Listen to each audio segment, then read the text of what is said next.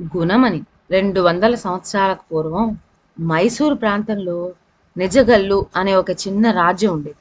ఆ రాజ్యానికి ప్రభు రామరస నాయకుడు. ఆయన గొప్ప వీరుడు, మంచి మనస్సు కలవాడు. పట్టపు రాణి పేరు లక్కుమవ్వ. రాజు సమస్తమైన వైభవాలతోనూ తొలతూగుతూ ఉండేవాడు. కానీ ఒక్కటే లోపం, పెళ్ళై 10 ఏళ్ళైనా సంతతి కలగలేదు. రాజు చేయని పూజలు లేవు, రాణి నోచని నోములు లేవు. ఎంత చేసినా ఫలితం లేకపోయింది. లక్కుమవ్వ మనసు చాలా కించపడింది. ఏమి, రాజ్యం అన్న తర్వాత యువరాజు ఉండాలి కదా, ఉన్నప్పుడే పరిపాలన సవ్యంగా సాగుతుంది, లేకుంటే అంతా అరాచకమే. కనుక ఆమె తీవ్రమైన ఆలోచనలో పడింది. ఆలోచించగా ఆలోచించగా ఆమెకు ఒక చక్కటి ఉపాయం తట్టింది. వెంటనే ఆమె తనకు దగ్గర బంధువైన ఒక సుందరికి కబురు పంపి రప్పించి తనకు సహచారినిగా పెట్టుకుంది. ఆమె చక్కని చుక్క, సుగుణాలు రాణి, పేరు గిరిజవ్వ. ఈ గిరిజవ్వను గురించి పట్టపురాణి లక్కుమవ్వ భర్తకు ఎంతగానో చెప్పి ఆమెను పరిణయం ఆడవలసిందని కోరింది. మొదట రాజు ఈ సలహాకి ఇష్టపడలేదు. కానీ లక్కుమవ్వ పదే పదే వేడుకోగా ఎలా అయితేనే గిరిజవ్వను రాణిగా చేసుకోవడానికి సమ్మతించాడు. గిరిజవ్వను రాజు పెళ్లి చేసుకోవటంతో లక్కుమవ్వ సంకల్పం చాలా వరకు నెరవేరింది. అయితే గిరిజవ్వకు పెళ్లి కావటంతోనే ఆమె తల్లి లేనిపోని పెత్తనం కల్పించుకోసాగింది. లక్కుమవ్వ మాట చల్లనీయక నీపైనే రాజుకు ఎక్కువ ఇష్టం కనుక ఆమె పైన అధికారం చెలాయించి నీ పంతం నెగ్గించుకుంటూ ఉండు అంటూ దుర్భరాలు చేస్తూ వచ్చింది. తల్లి ఎంతగా నూరిపోసినా ఉత్తమురాలైన గిరిజవ్వలో ఏమీ మార్పు రాలేదు. ఆమె తనను చేరదీసి రాణిగా చేసినందుకు పట్టపురాణి పట్ల కృతజ్ఞత చూపించిందే కానీ అక్కకు తృణీకరించడానికి ఎంతమాత్రం ఒప్పుకోలేదు. ఇది ఆమె తల్లికి కష్టమే అనిపించింది. ఏమైతేనే అదృష్టం పండి 2 ఏళ్ల కల్లా గిరిజవ్వకు ఒక మగ శిశువు కలిగాడు. రాజు, రాజ్యంలోని ప్రజలు, అందరికంటే ముఖ్యంగా లక్కుమవ్వ చెప్పలేని సంతోషం పొందారు. ఉత్సవాలు చేశారు. ఇదిలా ఉండగా గిరిజవ్వకు కస్తూరి నాయకుడని ఒక తమ్ముడున్నాడు. వాడొక దుష్టుడు, పైగా పరమమూర్ఖుడు. వాడికి చెడ్డవాళ్ళతో స్నేహం. గిరిజకు ఎప్పుడైతే పెళ్ళయిందో నాటి నుంచి వాడు కోటలోనే ఉంటూ వచ్చాడు. ఇందుకు తోడు రాణిగారి తమ్ముడైనందుకు ఆస్థానంలో మంచి పదవి, అధికారం కూడా లభించినాయి. అయితే ఒకనాడు ఆకస్మితంగా శత్రు సైనికులు కోటలోకి వచ్చేశారు. దీనికి కారకుడెవరు?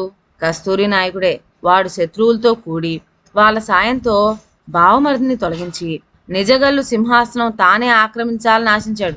మనసు లోపల ఈ ఆశ పెట్టుకొని పైకి మాత్రం బావమరిదితో ఎంతో ఇష్టగోష్ఠిగా నమ్మకంగా ఉంటున్నాడు. కస్తూరి నాయకుని నమ్మి వాణ్ణి సేననాయకునిగా నియమించాడు రాజు. సేనాని పదవి రావటంతో కస్తూరి నాయకునికి పరిస్థితులు మారి అనుకూలంగా అమరిపోయినాయి. శత్రువర్గానికి చెందిన పొరుగు రాజులతో కుట్ర చేసి కస్తూరి నాయకుడు ఫలానా రోజున రాత్రివేళ దాడి వెడలరండి, నేను కోట ద్వారాలు తెరిచి ఉంచే ఏర్పాటు చేస్తాను అని చెప్పాడు. కస్తూరి నాయకుడు చెప్పినట్టుగానే రాత్రి సమయాన శత్రు దళపతి సులువుగా కోటలో చొరబడ్డాడు. కపటమైన కస్తూరి నాయకుడు శత్రువులతో యుద్ధం చేసినట్లు నటించాడు.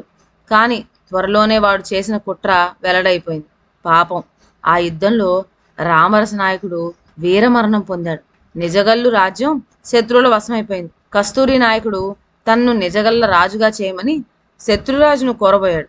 అయితే ఇప్పుడు గిరిజవ్వ యొక్క సౌందర్యం చూచిన ఆ దళాధిపతి ఒక కొత్త షరతు పెట్టాడు. గిరిజవ్వ నన్ను పెళ్లాడితే ఆమెకు పుట్టే బిడ్డను రాజుగా చేసి నిన్ను ప్రతినిధిగా ఏర్పరుస్తాను అని, లేకుంటే నీకు లేదు ఆమెకు లేదు అని బెదిరించాడు కూడా. చేసేది లేక అప్పటికి సరే అని తల ఊపాడు కస్తూరి నాయకుడు. పోయి గిరిజవ్వ ఉద్దేశం తెలుసుకుందామని ఇద్దరూ కలిసి ఆమె వద్దకు వెళ్ళారు. జవాబు కోరాడు. మా తమ్ముడు ఒప్పుకుంటే నాకు అభ్యంతరం లేదు అన్నదామె. ఏమీ సంశయించకుండా వెంటనే కస్తూరి నాయకుడు నాకు సమ్మతమే, సమ్మతించాక విధి లేదు అన్నాడు. అప్పుడు ఆమె ఒకే ఒక కోరిక కోరినది. మా కులాచారం ప్రకారం పెళ్లికి ముందు నేను నా తమ్ముడు ఊరేగింపు చేసి రావాలి అన్నది. ఈ వింత కోరికకు అక్కడ అందరూ ఆశ్చర్యపోయారు. దళపతి సరే అన్నాడు. ఊరేగింపు జరగటానికి తగిన ఏర్పాట్లు చేశారు. ఈ సంగతి అంతా తెలిసిన లక్కుమవ్వ వచ్చి దళాధిపతిని పెళ్లాడవద్దు సుమా అని హితూ చెప్పబోయింది. కానీ గిరిజవ్వ చెవిన పెట్టలేదు. అలా మాట మన్నించకపోవటం అక్కయందు భక్తి లేక కాదు, ఒక గొప్ప ఉద్దేశం నెరవేర్చేటందుకే. ఊరేగింపు సమయాన గిరిజవ్వ తన బిడ్డను అక్కగారైన లక్కుమవ్వకు అప్పగింత పెట్టి అక్క, ఈ బిడ్డ నీది అంటూ ఆఖరి మాటలు చెప్పి తన మానాన్ని తను వెళ్ళింది. గిరిజవ్వ కోరిక ప్రకారం గొప్ప ఊరేగింపు సాగింది. ఒక పక్క నుంచి కస్తూరి నాయకునిది, మరో పక్క నుంచి గిరిజవ్వది. కట్టకడపట నిజగల్లు నగర మధ్యమందు గల ఎత్తైన బండరాయిపైన ఇద్దరు కలుసుకున్నారు.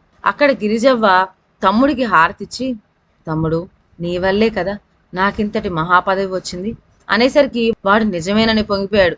మరుక్షణమందే ఆమె శక్తి రూపం దాల్చి, ఉగ్రురాలై, ద్రోహి, నా వల్ల, నా వెంట వచ్చిన నీ వల్ల రామరసాయనుకుని ఇల్లు కూలిపోయింది. మన ఇద్దరి వల్ల 2 వంశాలకు అటేడు తరాలు ఇటేడు తరాల తీరని అపకీర్తి వచ్చింది.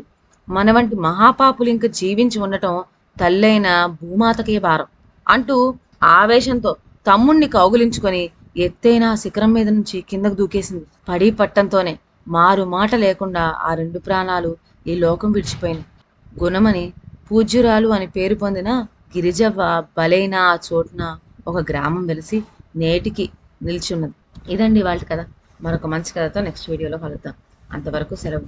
నా ఛానల్లోని కథలు మీకు నచ్చినట్లయితే నా ఛానల్ను లైక్ చేసి సబ్స్క్రైబ్ చేయండి. షేర్ చేయడం మర్చిపోవద్దు. కొత్త కథల నోటిఫికేషన్ కోసం బెల్ ఐకాన్ ప్రెస్ చేయండి. Thank you.